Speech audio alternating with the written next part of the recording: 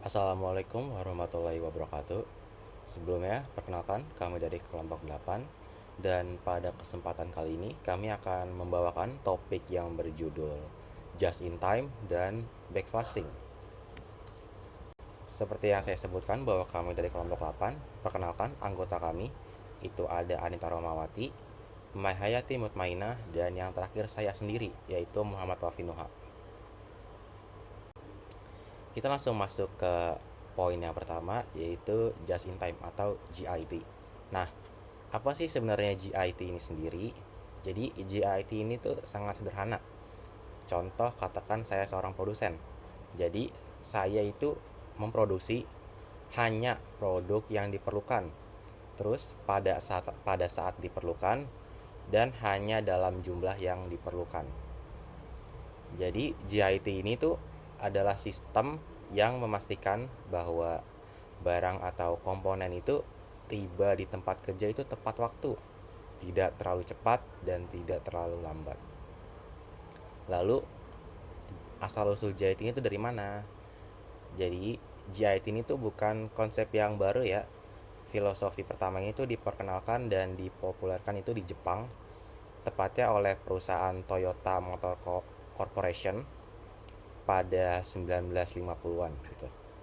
Jadi GIT ini tuh jadi tulang punggung gitu dari Toyota Production System atau TPS yang tujuannya itu menciptakan efisiensi yang luar biasa gitu. Lalu masuk ke tujuan utama dari GIT itu. Setelah kita membahas tadi definisi, asal-usul, lalu kira-kira nih, apa sasaran utama dari penerapan GIT? Jadi tujuan utamanya itu menghilangkan pemborosan. Jadi kita hilangkan pemborosan-pemborosan yang nggak perlu atau waste dari semua aspek produksi, mulai dari bahan baku sampai waktu kerja. Nah, dengan menghilangkan pemborosan ini, kita secara otomatis itu akan menekan biaya penyimpanan itu sendiri, yang nantinya dengan harapan setelah kita menekan biaya penyimpanan dan menghilangkan pemborosan, kita dapat meningkatkan efisiensi aliran kerja secara keseluruhan. Begitu. Selanjutnya itu ada filosofi sentral. Nah, bagian itu bagian yang penting yaitu filosofi sentral yang dari GIT itu sendiri. Di mana berbeda dengan sistem tradisional yang melihat stok sebagai aset pengaman, dalam GIT persediaan atau inventory itu dipandang sebagai ya musuh utama seperti itu. Jadi contoh saya itu melihat stok berlebihan dari persediaan itu tuh sebagai pemborosan yang harus dihindari gitu. Karena dari stok yang berlebihan ini tuh bisa aja menyembunyikan masalah di kualitasnya atau ketidakefisienan dan juga memakan biaya penyimpanan yang tidak perlu. Jadi GIT ini tuh dasarnya ini memangkas pemborosan yang tidak perlu. Jadi produksi itu hanya dilakukan pada saat yang diperlukan. Seperti itu.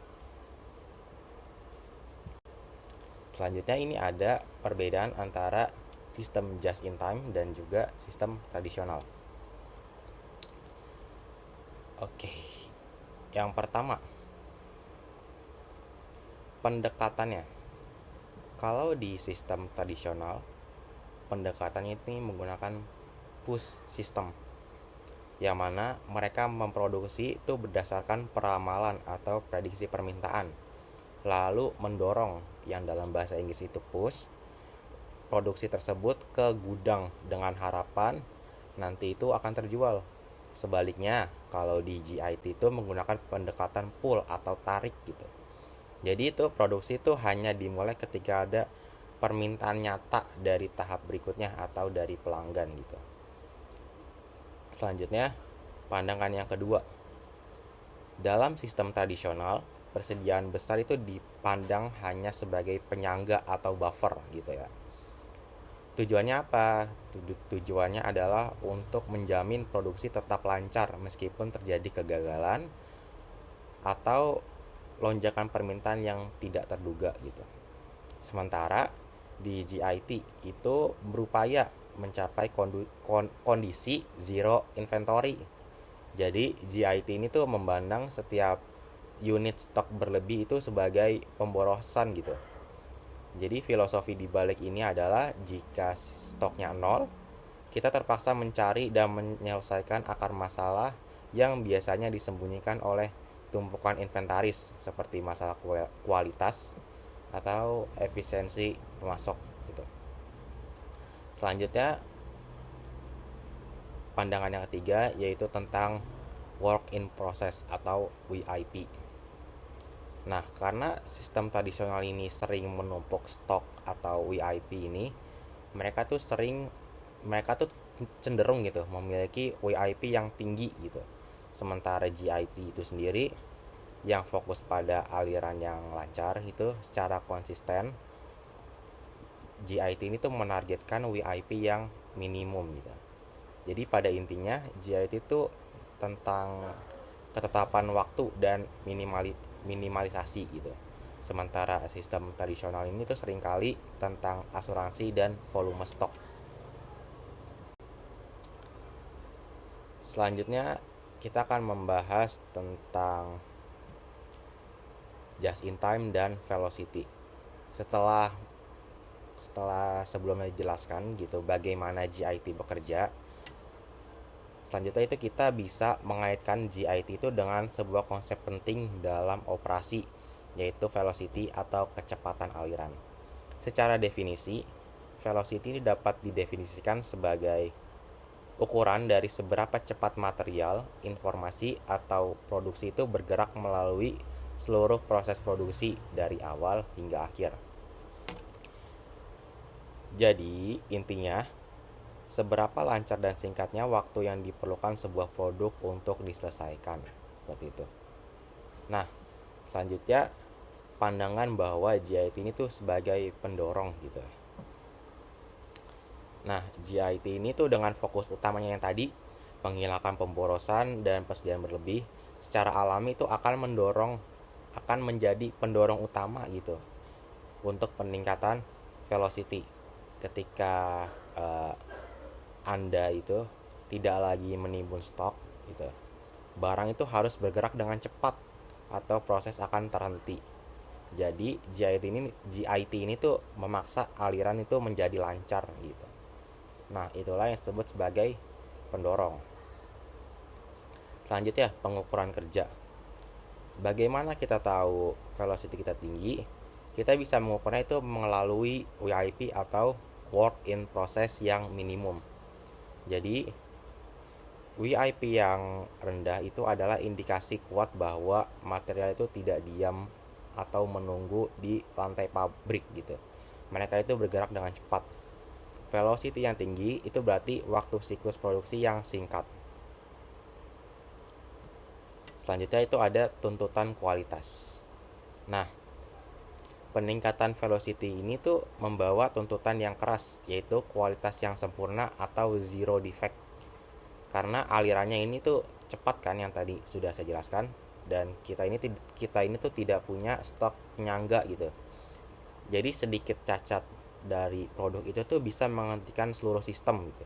Jadi GIT ini tuh jadi JIT dan velocity ini tuh harus selalu dibarengi dengan pengendalian kualitas yang sangat ketat gitu. Dan yang terakhir itu poin tujuan akhir. Jadi secara keseluruhan tujuan akhir dari kombinasi JIT dan velocity ini tuh adalah menciptakan sistem yang sangat efisien, sangat responsif, dan memiliki waktu respon terpendek terhadap permintaan pasar. Seperti itu. Oke, selanjutnya kita akan membahas efek just-in-time terhadap kerugian produksi. Yang dimana kerugian produksi ini adalah kerugian yang ada dalam proses produksi akibat barangnya rusak, basi, overstock, atau produksinya berhenti. Nah, penggunaan GIT terhadap kerugian produksi ini untuk meminimalisir unit yang menunggu atau berpindah dari satu proses ke proses lainnya. Nah, kalau ada banyak barang dalam proses yang menumpuk, ini bisa menimbulkan dampak yang besar terhadap kerugian produksi. kita akan asumsikan tahap 5 dalam lini produksi itu memproses barang yang akan dikirim ke proses 6. Nah, asumsikan juga ada 100 unit yang menunggu di antara tahap 5 dan tahap 6.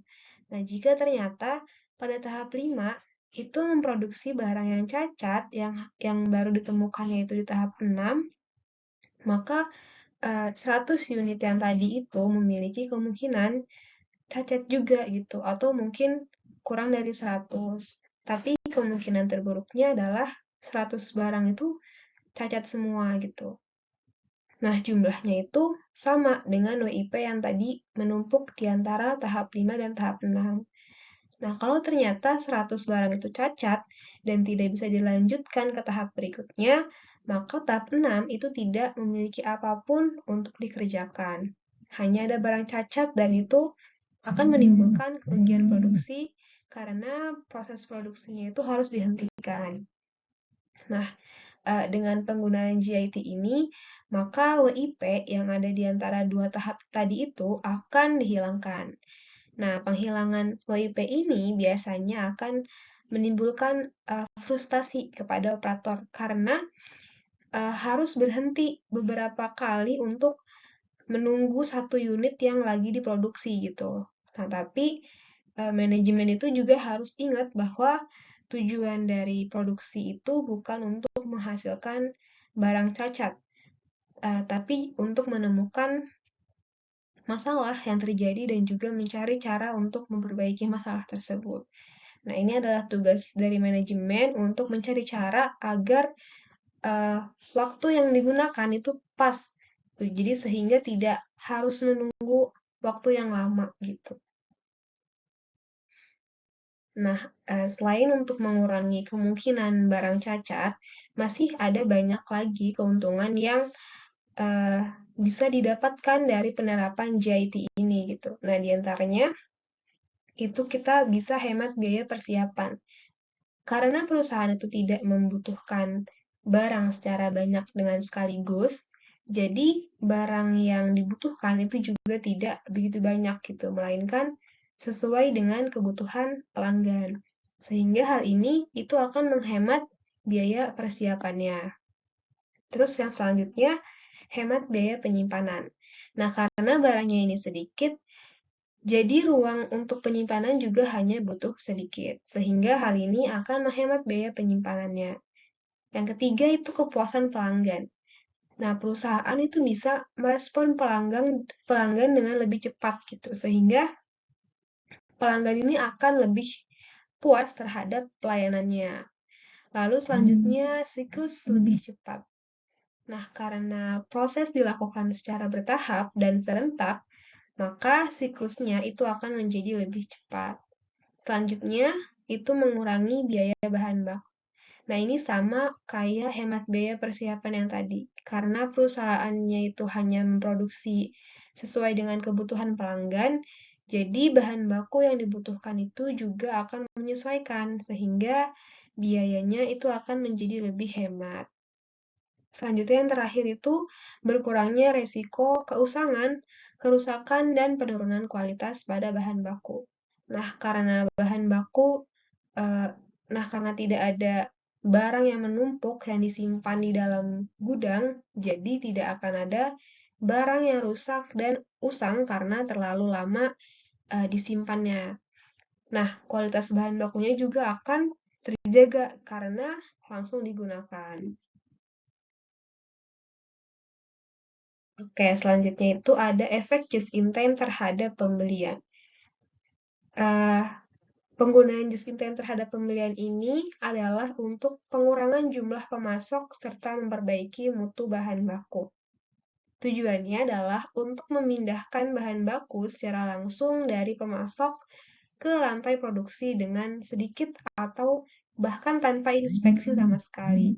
Dan juga untuk menghilangkan kebutuhan penyimpanan kecuali untuk jangka yang pendek. Nah, satu pemasok itu untuk setiap bahan baku ya itu sebenarnya udah ideal gitu. Tapi bisa aja kita butuh pemasok kedua untuk jaga-jaga kalau diperlukan untuk memastikan pasokannya itu mencukupi kalau permintaannya lagi tinggi. Nah, kita juga perlu mengawasi pemasok dengan cara sistem penilaian yang kuantitatif, kayak memberi peringkat kepada pemasok untuk kriteria seperti pengantarannya itu harus tepat waktu, mutu bahan bakunya itu harus terjamin, dan juga harganya itu bisa bersaing dengan pemasok yang lainnya. Nah, pembelian secara JIT itu sudah dikembangkan dengan menggunakan pesanan pembelian gabungan atau blanket purchase order. Nah, ini adalah perjanjian dengan pemasok yang menyatakan jumlah yang diperkirakan itu uh, akan dibutuhkan selama periode 3 atau 6 bulan ke depan. Jumlah dan tanggal pasti dari setiap pengantaran akan dicantumkan. Ini akan membantu agar jumlah yang dikirim akan sesuai dengan pesanan dan tidak akan ada keterlambatan dalam pengiriman. Nah, ini beberapa efek positif dan negatif dari pembelian menggunakan GIT.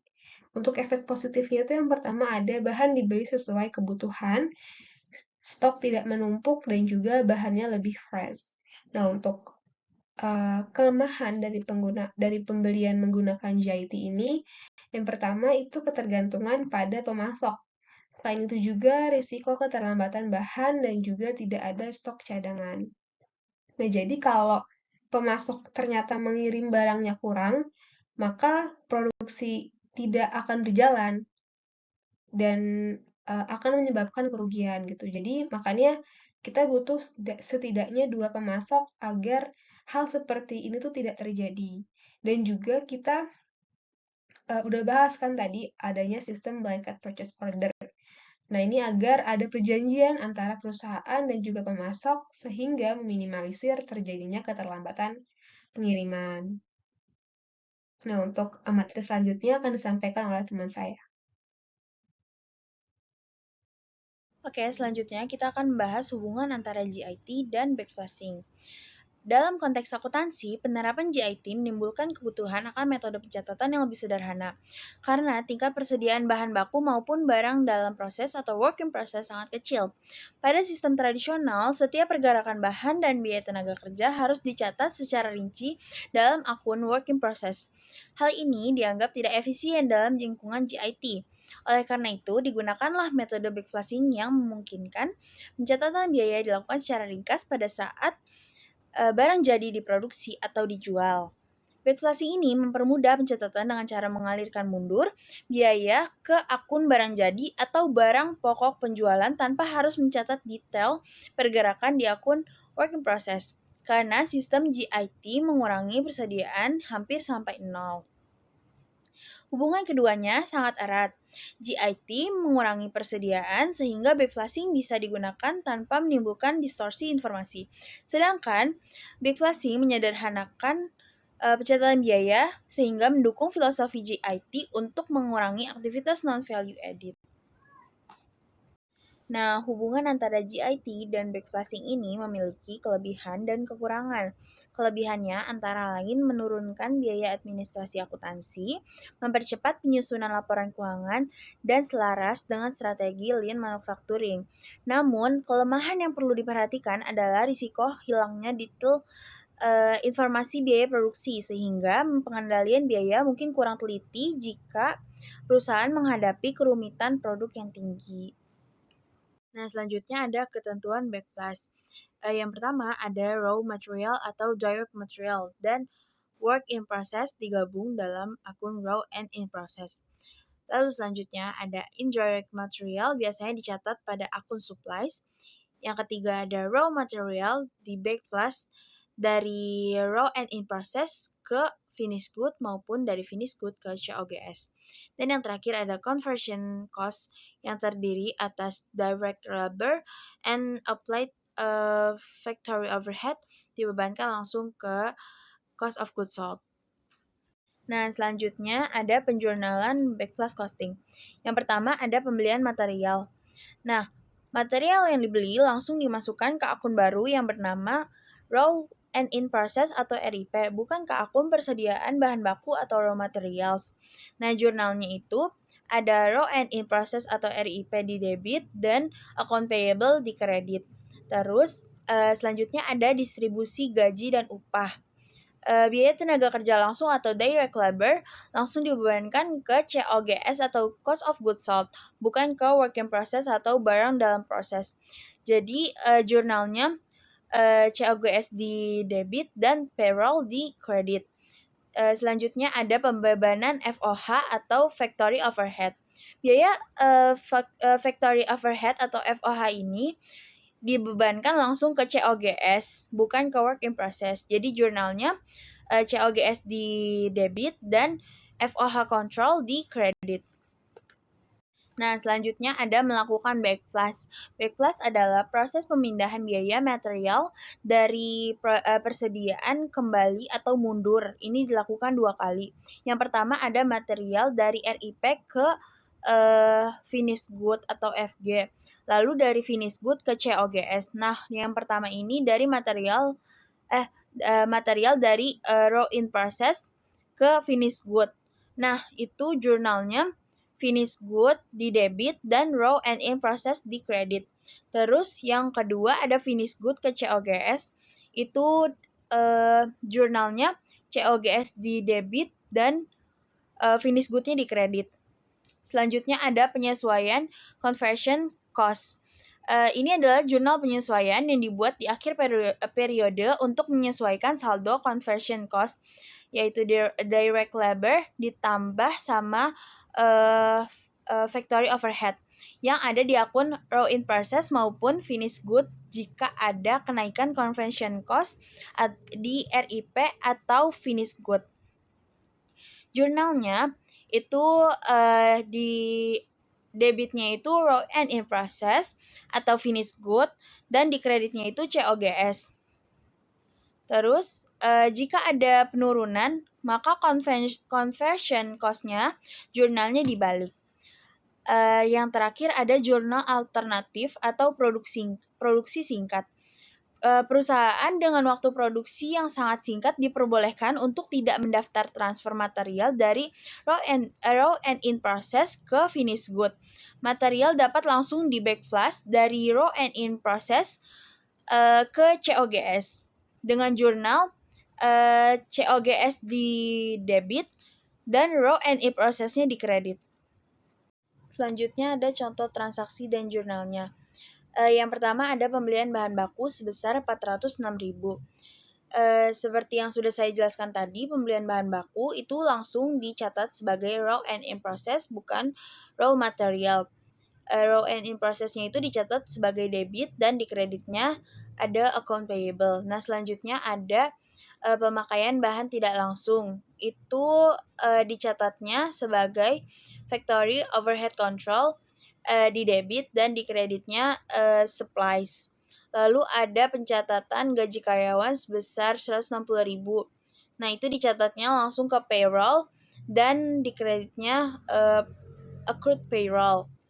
Selanjutnya ada distribusi gaji, direct labor 25.000, indirect labor 45.000, marketing 50.000, administrasi 40.000. Nah, direct labor dalam model backflash costing ini biaya tenaga kerja langsung atau direct labor langsung dibebankan ke COGS. Jadi dicatatnya sebagai COGS 25.000. Lalu indirect labor upah tidak langsung dibebankan ke akun factory overhead control sebesar 45.000. Selanjutnya ada marketing sama administrasi itu masuknya expense, jadi marketing expense 50.000, lalu ada administrative expense 40.000 dan itu semua di debit.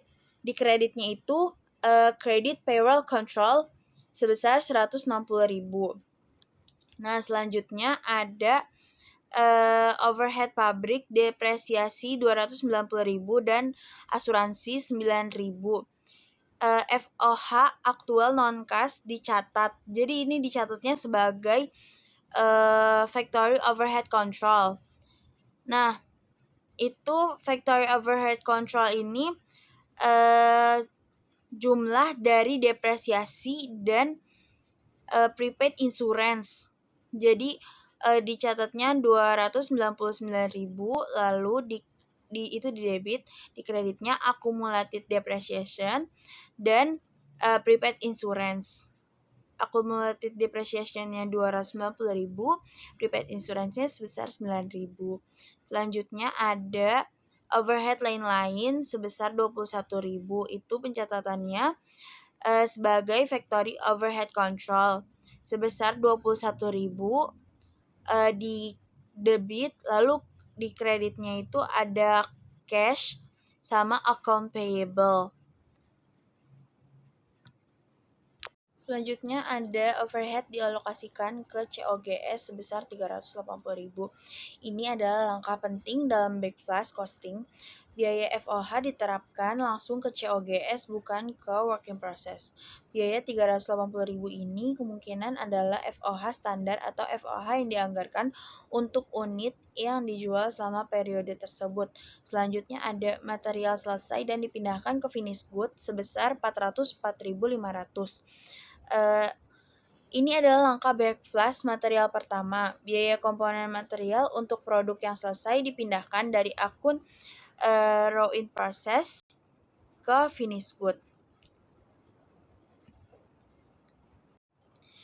Lalu selanjutnya ada biaya material yang telah dijual di backflash dari barang jadi sebesar 402.700. Ini adalah langkah backflash kedua dan merupakan pemicu pencatatan utama. Biaya material komponen dari produk yang terjual dipindahkan dari finished good ke COGS, biaya konversi direct labor dan factory overhead telah dibebankan ke COGS melalui jurnal D dan G. Sehingga dengan jurnal I ini, COGS telah mengakumulasikan total biaya penuh material konversi dari produk yang dijual. Nah, selanjutnya ada jurnal penyesuaian akhir periode dilakukan. Jurnal ini dilakukan di akhir periode untuk mengoreksi saldo akhir, akun persediaan RIP, dan finished good agar sesuai dengan perhitungan fisik dan untuk menutup selisih biaya factory overhead atau over atau under applied overhead. Sekian presentasi dari kelompok kami. Kurang lebihnya mohon maaf. Wassalamualaikum warahmatullahi wabarakatuh.